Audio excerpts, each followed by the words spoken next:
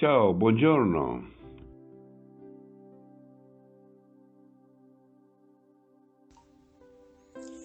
Pensiero del giorno, giovedì 25 settembre. Ascoltare con attenzione. Farsi uno. Quando ci facciamo uno certamente vogliamo il bene. Per farsi uno è necessario essere vuoti di sé. Si pensa solo all'altro.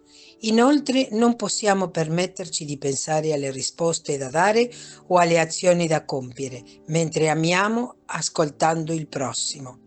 Al contrario, dobbiamo svuotarci completamente per assumerci tutti i pesi dell'altro, i suoi problemi, i suoi bisogni, esattamente come ha fatto Gesù. Giovedì 25 settembre. Ascoltare con attenzione. Chiara Lubig, Scritti spirituali 3, Cittanuova editrice.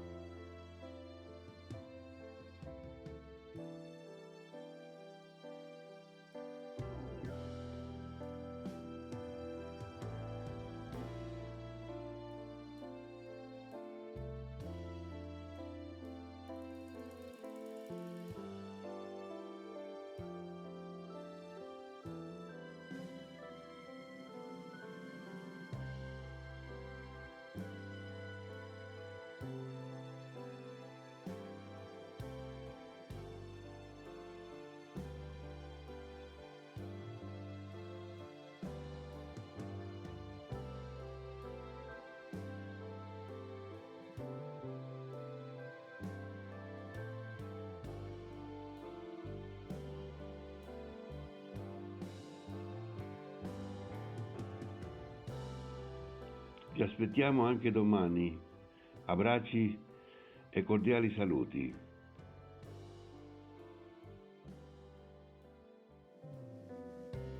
Parola di vita, settembre 2025. Rallegratevi con me perché ho trovato la mia pecora, quella che si era perduta. Vangelo secondo Luca, capitolo 15, versetto 6.